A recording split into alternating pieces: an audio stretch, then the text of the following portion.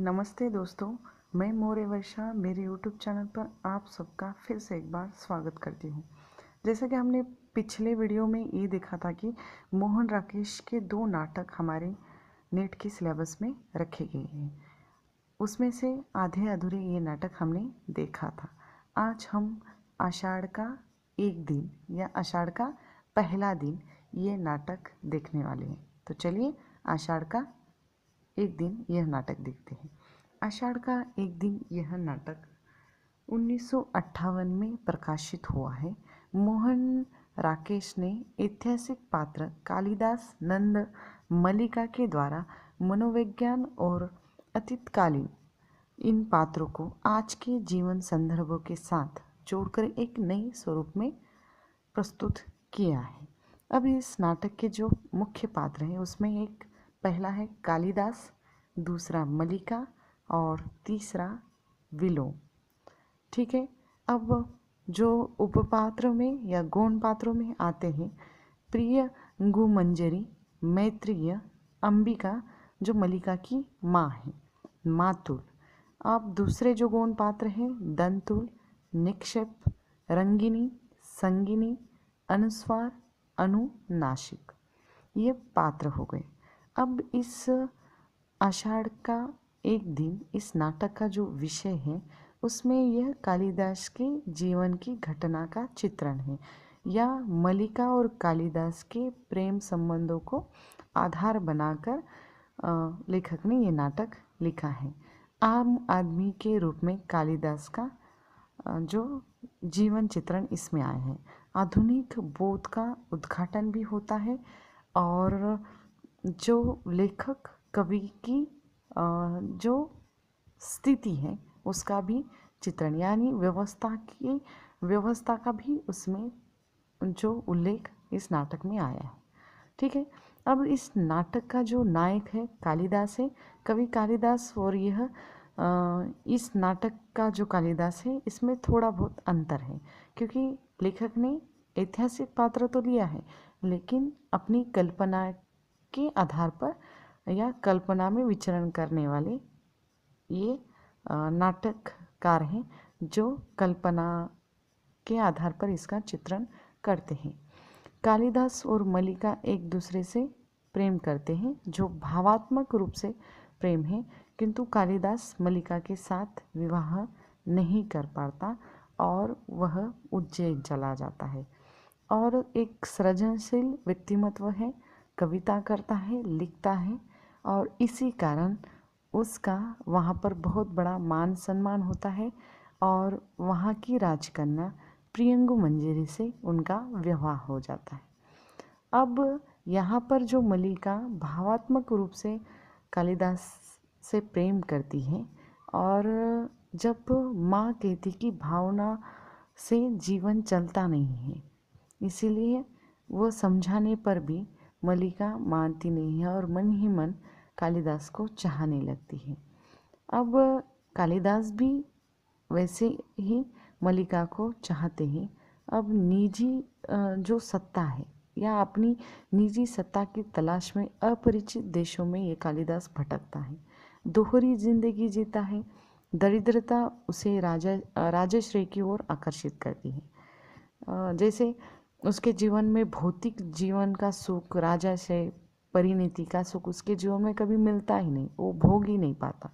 कश्मीर चला जाता है, कश्मीर चला जाने के बाद मात्रगुप्त बन जाता है और वहाँ पर भी जो आंतरिक शक्तियाँ हैं या प्रदेशों में आई हुई जो कठिन परिस्थिति है उसको वो झेल नहीं पाता और वहाँ से वह चला आता है। अब मल्लिका के प्रति उसके मन में अपराध बोध है क्योंकि उसने मल्लिका को जब अपनाना चाहिए था, जिस स्थिति में वो छोड़कर चला गया था, इस कारण वो अपराध बोध, इस कारण वो उसे अपना नहीं पाता। जब जो तन और मन से उसकी प्रतीक्षा कर रही है, कितने सालों से उसकी हर एक रचना वो खरीद कर पढ़ लेती है, उसकी विजय की खुशी मनाती है और शायद कहीं उसे ऐसा लगता है कि जो कालिदास है वापस लौट कर आएगा। लेकिन व्यवस्था ऐसी है कि दूसरी तरफ इस नाटक में व्यवस्था की बात आई है। जो लेखक कवि सृजनशील है उसे तोड़ने का या कुचलने का कार्य व्यवस्था द्वारा किया जाता है। कालिदास की जो पीड़ा है वह आज वर्तमान लेखक कवि साहित्यकारों की भी है। चाहकर भी व्यवस्था के खिलाफ विद्रोह न कर पाना और अंतर्गत पीड़ा को सहना, इसी पीड़ा और अंतर्द्वंद की अभिव्यक्ति इस नाटक में हुई है। अब इस नाटक में कालिदास की प्रेमिका मल्लिका निस्वार्थ रूप से प्रेम करती है। उसके लेखन सृजन की प्रेरणा भी बनती है। किंतु कालिदास क्या करता है? प्रियंगु मंजरी के साथ विवाह करता है। जब जब वह उसके गांव आता है, लेकिन मल्लिका को वह मिलता भी नहीं है। हालांकि कालिदास की पत्नी प्रियंगु मंजरी आकर मल्लिका से भेंट करती है। अब वह जानती है कि कालिदास का विवाह हो चुका है, वह टूटती है। और यह टूटन और जीने की जो व्यवस्था है मल्लिका की माँ के मृत्यु के बाद हमें ज़्यादा दिखाई देती है। वह मन से तो कालिदास को चाहती है, परंतु मजबूरन विलोम जो वहाँ का स्थायी पुरुष है, ग्राम पुरुष है, उसके साथ, यानी विलोम अपने प्रेम में मल्लिका को फंसाता है और विलोम के साथ वह संबंध बनाती है, यानी विवाह होता है। उसका जीवन उसकी अपनी संपत्ति मानने वाली मल्लिका आधुनिक नारी की भावना का प्रतीक है। यानी मल्लिका के मन में प्रियंगु मंजरी के प्रति या कालिदास के प्रति कहीं भी थोड़ा भी द्वेष नहीं है। वह आधुनिक सोच को लेकर यहाँ पर उभरी है। नाटक में विलोम और कालिदास का जो पात्र उभरा है, जो दोनों ही मल्लिका को चाहते हैं। कालिदास